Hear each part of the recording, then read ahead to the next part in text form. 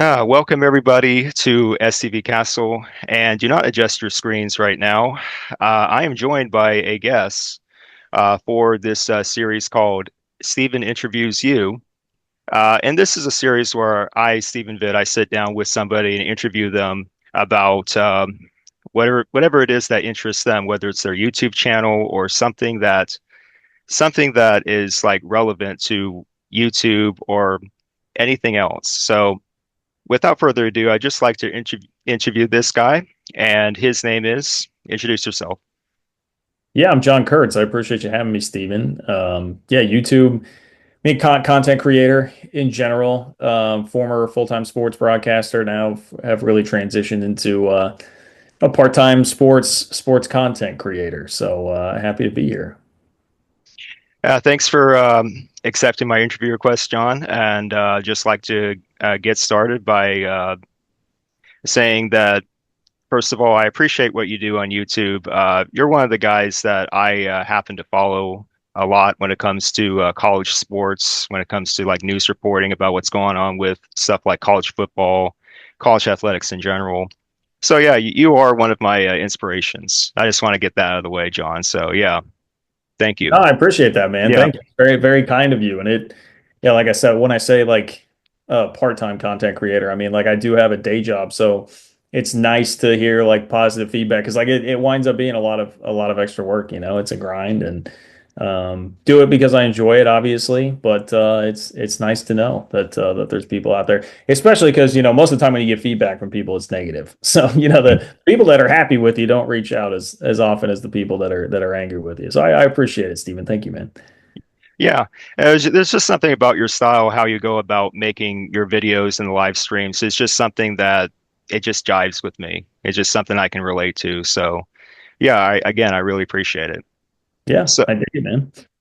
so yeah, let's just begin. Let's just start off by just introducing yourself by with this question. How did you become a college sports fan to begin with?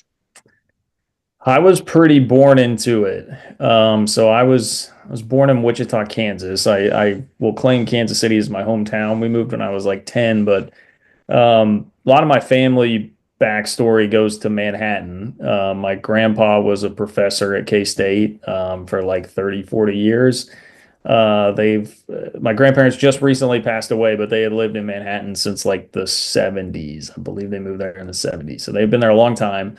Um, and my dad went to school there. Obviously, alum, big sports fan. I was born in 1989. This is another part of it that probably helps. So I'm born in 89. Bill Snyder gets hired at K-State in 1989. So the football program suddenly goes from being the worst in the country to less than a decade later, they're ranked number one in the country and just had an incredible run with Bill Snyder. So, my dad was psyched into it all the time. We had season tickets. He always would tell stories about. I mean, I went to games when I was still could get in for free. I was young enough to be able to get in for free to the stadium. So like I was just born into it, and I happened to come up in a really great era of K-State football where they were.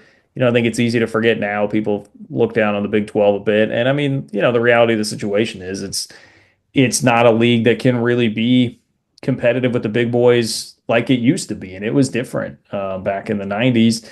K-State won 11 games 6 times in 7 years under Snyder. They were ranked number one a couple of different times. They were perennial like top 10 to top 15 program for the real like formative years of my childhood. Like we're talking about when I'm 6, 7, 8, 9 through like 12, 13, 14 years old. And so I was just that was pretty laser focused. Like that's what I loved. That's what I care about. I grew up on college football. I mean, paid way too much attention to a horrible college basketball team too during those years.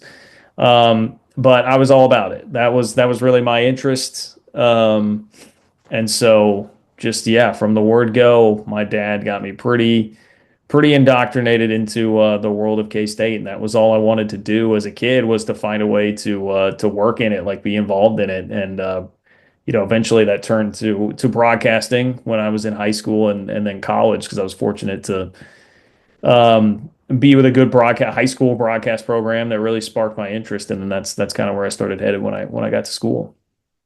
Yeah, so you said you were born in 1989, right?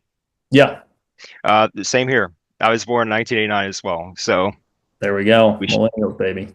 we have that in common. So, Yeah. and yeah, that's great about K-State. It's one of those programs that I do have a respect for.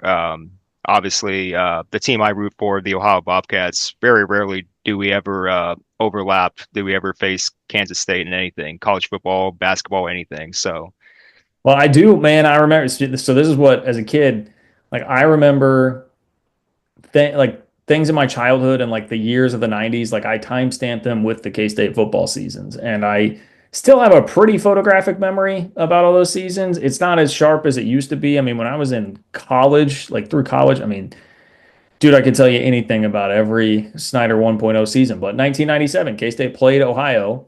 K-State was a very good team. That was the first year of Michael Bishop. They won 11 games. They beat Donovan McNabb in the Fiesta Bowl, but they beat Ohio by 3 points in September and damn near lost that game. They had to get a late interception when Ohio was like driving in K-State territory to potentially tie or win the game. So I do remember that. I definitely do remember that. Pre Frank Solich days though. He was still in yeah. Nebraska at that point.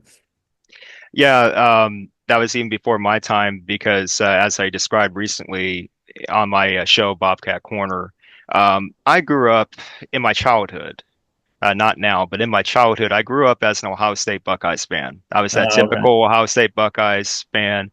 But as I grew older, going into my adulthood, I switched sides to the Ohio Bobcats. I realized, yeah, I know who the real Ohio team is here. So Yeah. it's like, at least in my opinion. So it's just, yeah. Yeah, so Michael Bishop, I remember him. He was a good player. I remember watching him in the 90s. I started watching college football in the 90s. So yeah. Yeah. My favorite athlete of all time, man. Runner up for the Heisman in 1998. And if it wasn't for the Ricky Williams Career Achievement Award, would have been the Heisman Trophy winner that year, man. Just total badass. Love that guy. Forever. Yeah, he was a great running quarterback from what I remember. So Yep. Yes, sir. yeah. So next question, moving on here. And this is just about your YouTube channel, John Kurtz. What really inspired or motivated you to start your YouTube channel? What really got it going? Yeah, I always have to the genesis of it. I always have to give a shout out to my guy Carrington Harrison, he's a radio host in Kansas City. Now probably the top one, arguably, certainly the top one in Kansas City, and he was somebody that I've been friends with for a while. You know, would go on his show sometimes, but I was doing. I guess I really have to start with the backstory of. So I get hired in like 2010 as an intern at the local radio station in Manhattan. Stuck around, worked my way up, got a full-time job when I graduated in 2011. And I was started as a producer for a 2 hour daily talk show, eventually became the main host in like 2014.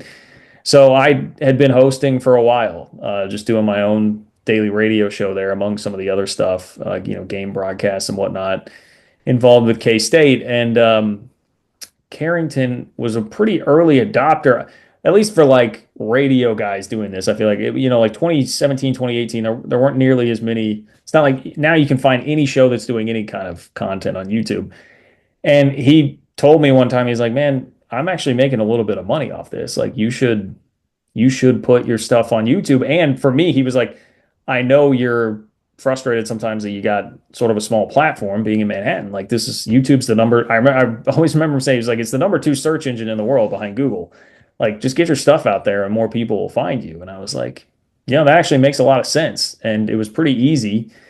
And I just started taking segments that I had done on air that day, like they had already run on radio, and I just would package them. I had a little bit of a video editing background, mostly from high school, but like I said, shout out to my high school broadcast program, taught me pretty well. So I knew how to whip up a video really quick, and I just started doing that to see if I could get some traction. And it did it for like the first 2 years, 2.5 years of it, maybe.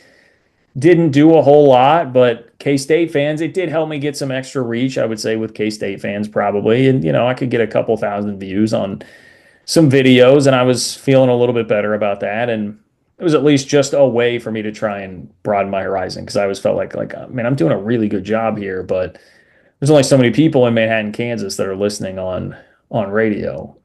Then what really blew it up, I mean, the irony of it all, right? The angry Big 12 fan here about it, the league's lot in life. I mean, what blew it up was Texas and Oklahoma leaving for the SEC. I'll never forget the day. I had already planned an entire show. I was driving into the radio station, pulled into the parking lot, and was just about to get up and walk in, probably like 45 minutes before my show started. And I looked at my phone before I went in and I saw a text from someone that was like, "Hey, is this real?" And it was the original Brent Zwerneman tweet from the Houston Chronicle about Texas and Oklahoma leaving for the SEC. And I was like, oh boy, well, that changes things. Um, so I did the same thing I typically did. I took what I thought was my best segment from the day, put it on the YouTube channel, and it was something I think it was even just called like what it's probably still there on the channel. I'm sure it is. What does realignment mean for K-State or something like that? It was even geared toward K-State, but because they had conference realignment in the topic, it went wild. I mean, it had for me, 10, 15 times the views that a video of mine usually would get. And I was like, oh, well, that's interesting. Maybe there's something here. And so then I just started leaning into that. I can't remember at what point I actually started making YouTube specific content and moved away from just taking the radio segments. But I just followed it. I just remember that first, July, August, September of 2021 was crazy. I had always been, I so yearned for a bigger platform, and it was incredible. Like it was just the channel was growing like wildfire, dude. You put content out every day, and there was so much happening with realignment that I was gaining subscribers just like crazy, hundreds a day, and I had never seen or experienced anything like that. And so it was really exciting, and it was just a whirlwind, still doing the radio show and then doing that extra content on top of it and just figuring it all out on the fly after just having a really, kind of sleepy YouTube channel for a while there, just really small audience wise. So it blew up very fast over the course of like 4, 5, 6 months, and at least became like, within the ballpark of what it is now. And then it's been, kind of a more steady trickle since then. But those are fun times. And I sometimes, it's like maybe it would have been nice to slow down and take a breath more in those moments because that was a cool thing. Like I'll never really forget that how that ascension really happened. And it's not like my channel's huge or anything at all right now. Like 24,000 subscribers or whatever. But for me, it was a big deal, and I never imagined at the time. I just didn't realize like, hey, the fact that I started this thing just as kind of like yeah, I'll throw some stuff on here, could turn into something that could be something that's lasted for a really long time for me and given me an important outlet once I left the broadcast industry to sort of still have a foot in there. Yeah, that's something else because conference realignment, it's been such a big topic these last few years. It's like that saying that's been going around. It's like conference realignment, it never sleeps. Yeah. So yeah, one of those things. And we'll probably get to that briefly in a minute here, but yeah, let's do it right now since it's on my list. Your thoughts on college sports since 2021, something like that. Um, what are your thoughts about what's been going on with college sports in general? Not just college football, but also the other sports, basketball, Olympic sports. What do you think is going on here when it comes to where it's going? Um, just that whole dynamic. Well, it's another one of those things that is kind of a double-edged sword because I don't think that much of what is happening from a broad view of the landscape is good. I don't think it's like healthy. I think it's a bad thing long term. I think it flirts with existential crisis, but it's a content goldmine. So it keeps the content machine flowing because there is so much change. And by the way, I think a lot of people get it twisted and will turn that into, oh, well, the bad part is that the players are making money now and you have NIL and it's such a wild problem. I've always been somebody that very much thought that the players should get paid. It's just that, the problem is the NCAA didn't ever want to admit to that. And they just kept holding water, holding water, holding water until the dam broke in the form of a bunch of lawsuits that they lost. And now you're just kind of dealing with a flood and it's chaos. And so it's not good. I mean, and conference realignment, I think, is a horrific thing for the sport. You know, everything that's happening there, pulling away from regional conferences and losing the Pac-12, like just a horrible thing for the sport. And you get to a point where it's like, there was nothing was wrong. It just is a bunch of unmitigated greed that has turned things into what it is now. And that's where, yeah, you can definitely go too far. And like the toothpaste is out of the tube on all this stuff. You're not going to be able to put together the Pac-12 back like it used to be, or at least without a ton of damage that's been done to like Oregon State and Washington State now. I don't, you can't really do that. And you have two power brokers in the SEC and Big Ten that are not going to willingly give up any power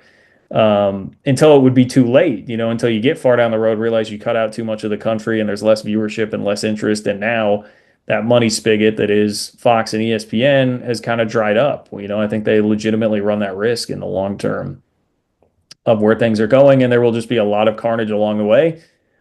Selfishly, obviously, some of that carnage could very well be my school, K-State, that I care so much about, and school that's competed at a really high level. I've seen them win Big 12 championships, like five in the last 10, 11, 12 years in football and men's basketball. Seen them go to three Elite Eights. I've seen them be ranked number one in the BCS. I've seen them twice in 1998 and 2012.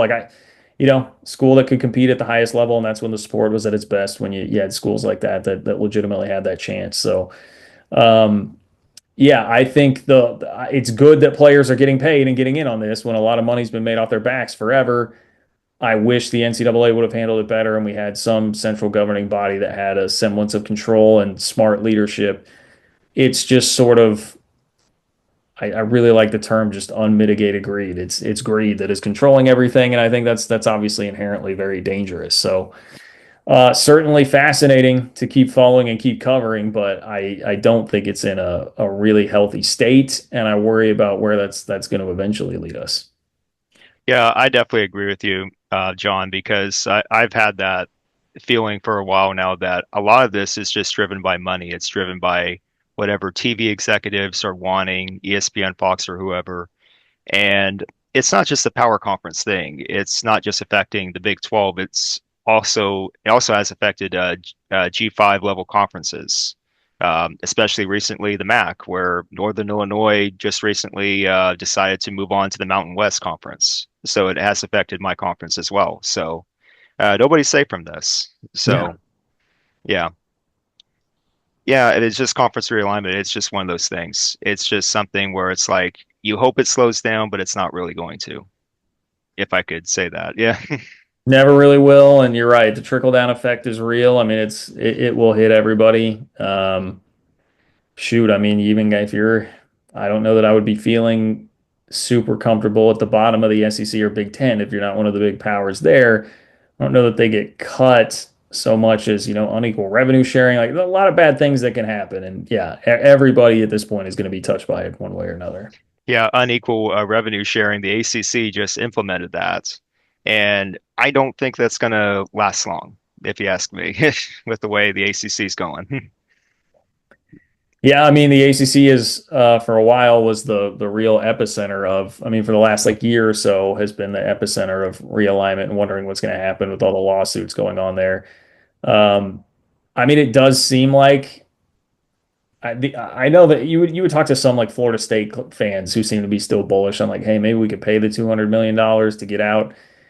I think it is going to give the conference some relative stability for the next 5 years. And the problem for, like your Wake Forest and Boston colleges of the world is they just don't have much leverage because if you want to say, hey, we're not going to do this unequal rev share thing, then the alternative is being Oregon State or Washington State. And you're still in a better spot. You would still rather be Wake Forest, you would still rather be Boston College than you would be Oregon State or Washington State right now. So it's crazy. And honestly, like you're probably going to see unequal revenue sharing in other conferences. I would imagine, like I said, Big Ten and SEC have to be kind of licking their chops about that, especially the Big Ten. If I were to guess where you would see it pop up next, I mean, the Big Ten seems like the place that would make the most sense. So again, not a real great concept in college football. I understand people would say, hey, capitalism, you bring in all the money, you should get or you bring in all the eyeballs and whatever, like you should get more. Like, I mean, okay, it's just so hyper capitalist where it's like, but these schools also still had a lot of advantages anyway. If you look at historically how it's gone in college football, and they need the rest of the ecosystem to be in place to therefore prop them up and allow them to do all that. I just think it kind of goes against their own self-interest, and again, is controlled by short-term greed. So we're kind of back to the same thematic thing here. Yeah, I think what the ACC has implemented with this unequal revenue sharing model, I classify it as a short-term band-aid on a long-term wound. That's just not. Yeah, you can buy yourself time, but ultimately, it's not going to do you any good. That's what I think the ACC is putting themselves into right now. Yeah, it's definitely a band-aid. It's definitely a band-aid, and they will lose Florida State, Clemson, North Carolina at least eventually for sure. Yeah. Yeah. So, going back to the Big 12, your conference, where the Kansas State Wildcats are in, um, recently, not super recently, but recently, did you go to Las Vegas for a media event I went to Big 12 Media Days for football in Vegas in July. in Yes. July? Okay. Yeah. And did you meet Ross Dellinger of Yahoo Sports at one Yes. point?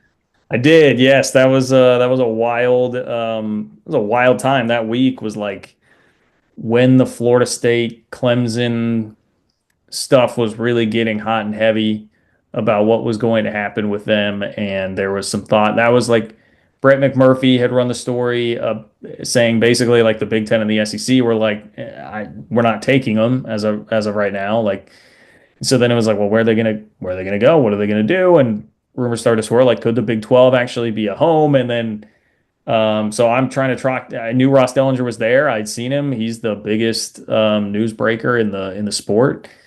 So yeah, I had to kind of stake him out and found him. And super nice guy. Could not have been nicer and just more open. I really appreciated it because Ross Dellinger didn't know who the hell I was. And but he did the interview, and I do still feel bad. I was in a rush to get that out because I was like, wow. I mean, what he told me was he thought that the Big 12 had probably had some talks with Clemson and Florida State. And so I'm in a rush to like get that out. And I do feel bad that when I put it out, I did not say like he thinks. I think I just said like Ross Dellinger says Big 12 and Florida State and Clemson have talked. It was pretty big distinction there. And I truly was not trying to just like, clickbait with that thing. It was just heat of the moment. I'm trying to move fast. Media days, anyone who's not done the conference media day experience. It's hard to explain, but it's if you are somebody who's a content creator or radio, like I used to do it for radio, you'd be on Radio Row and they're just bringing you people and you got to be prepared and on your feet and it's bang, bang, bang, moving really fast. And then if you're trying to get the content uploaded immediately, it's just a whirlwind. So I felt bad for him on that. It kind of blew up, and I texted him and apologized later. I was like, hey man, he was again super cool about it. But yeah, it was a wild experience. The Ross Dellinger memory is a wild one for me. And also, while you were talking with Ross Dellinger, did he give you any advice, tips, or pointers about how to go about like making more content, whether it's on YouTube or elsewhere? No, we didn't really talk about that. It was pretty quick. Like because so what Ross is doing at Big 12 Media Day is in some ways similar but different. Whereas he's working the room. So you would watch Ross Dellinger and the reporters like that. Brett McMurphy was there too. Um, they're working the room. They're trying to talk to people, probably more just like off the record. You'd see him like pulling administrators, athletic directors off to the side. And so he's, doing his reporting thing, getting whatever he can and just relationship building and all that. So like everybody's busy. That's the thing. Like I remember Brett McMurphy because he had just come out with that story. I remember talking to him a little bit and I was like, hey, I'm not trying to get you for an interview. I know everybody's like, and he was like, dude, it's been crazy. Like every time I step somewhere, someone wants me for an interview. Um, and not that he was being like ungrateful. He's just like, I also have to get my work done. So I guess to that point, there was not a whole lot of chit chat outside of just hey, here's the interview, here's what we need, bang bang, here's my questions. and then he was on his way. But great dude, was really really awesome about it. And continuing on with the Big 12 as a conference, just your opinion, just in your opinion, where do you see the Big 12 going as a conference within a few years from now? Yeah, I mean, I think they'll be. Really, it feels like the Big 12 is going to be about what it is right now. In terms of like a realignment thing, I think we're going to get 5 or 6 more years of the ACC like it is. Up until 2030, I think it'll be similar. I think Yormark's going to have a hard time ever trying to get the UConn thing through, even though I think he does still deep down really want that. So you're probably looking at it is what it is. They're going to try. I mean, they need to get their basketball product back on board a little bit. Football, be nice to win some playoff games. It'll be interesting to me to see what happens with 2 playoff spots because it really is a wide open opportunity for somebody to be making it like every year, year in, year out, whoever it might be. Is it going to be Arizona State? I don't know. But someone could really build a brand and maybe then they ascend and they become a target when you get to 2030 and people are thinking about whatever it's going to be, Super League or just the Big Ten and SEC expanding again.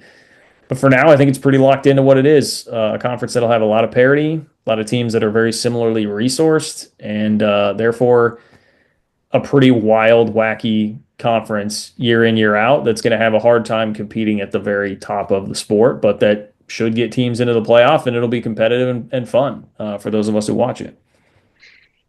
Yeah, and so speaking of conferences, going a little bit of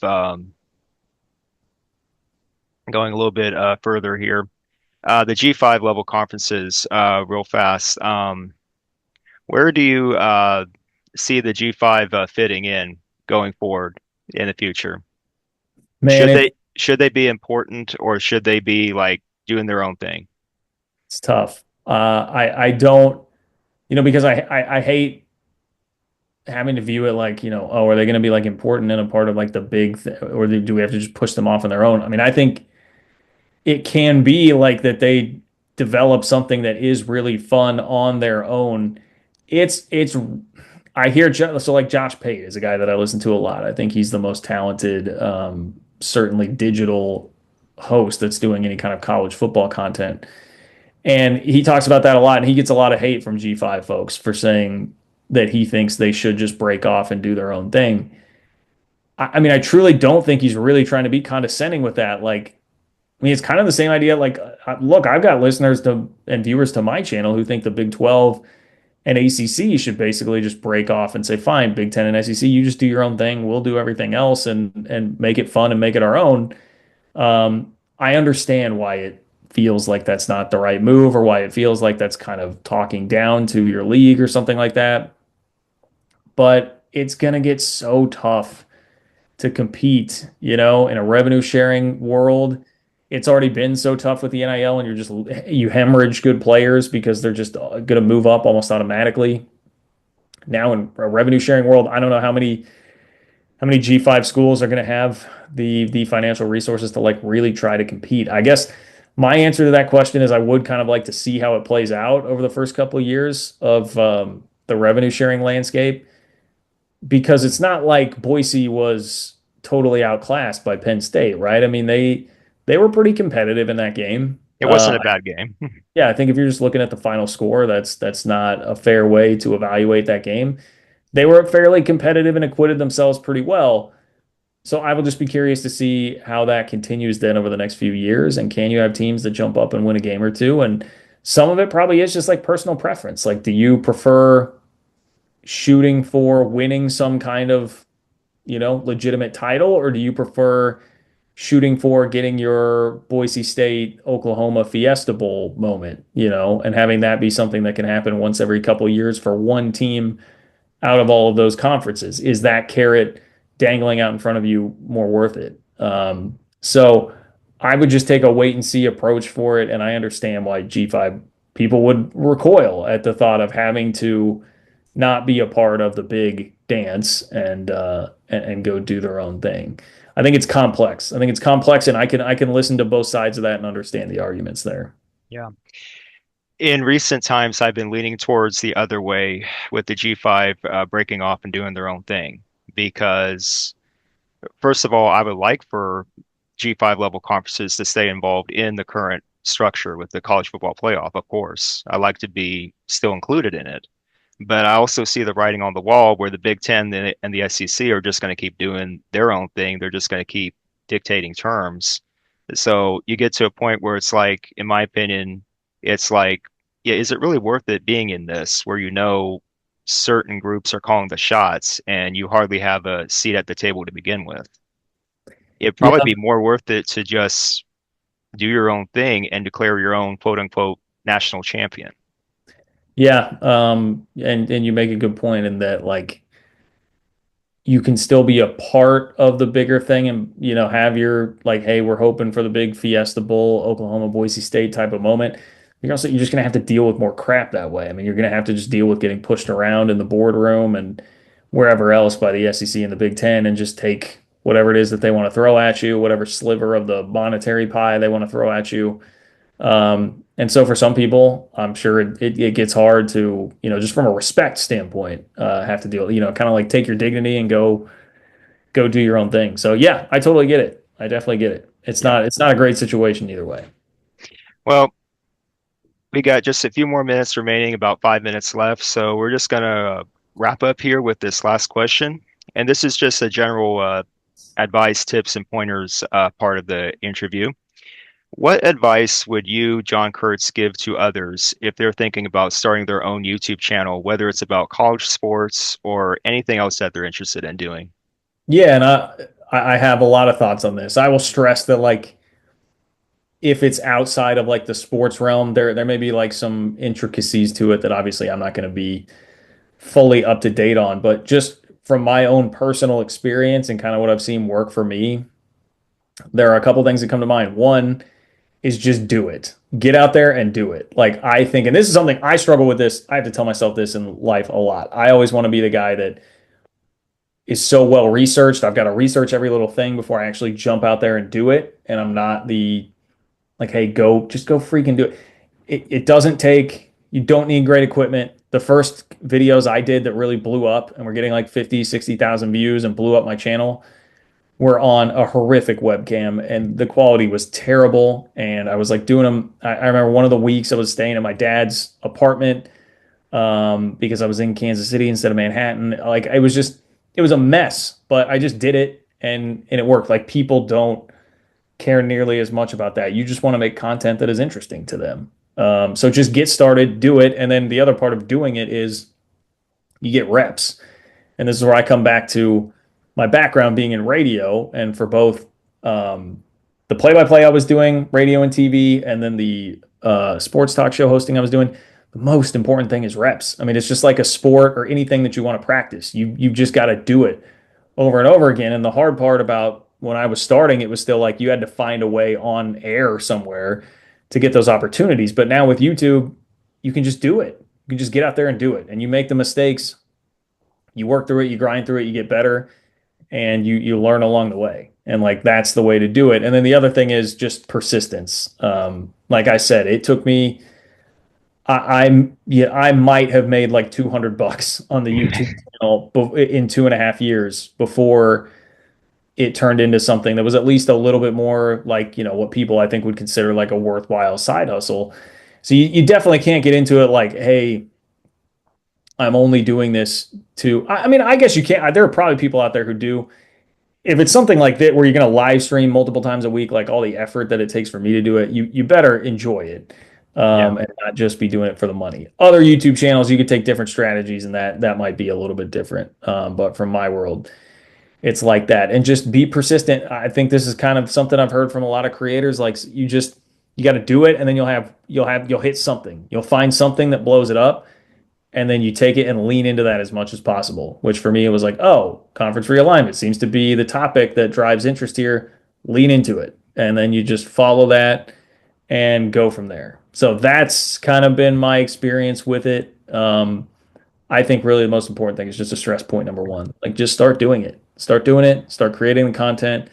You'll figure it out along the way. You'll figure out what works and what doesn't. And and it can be a really, really fun ride. Yeah, and that's a good way to sum it up. John Kurtz, thank you so much for allowing me to interview you tonight, and I really appreciate the time that you've given me here. And I just want to thank you again for giving me your time. And yeah, guys, if feel free to check out John Kurtz's channel. I will provide a link down in the description box below so you guys can check out his channel and subscribe. And yeah, this was Steven Interviews You. Thank you so much, guys, for watching this, and thank you, John Kurtz, once again. Anytime.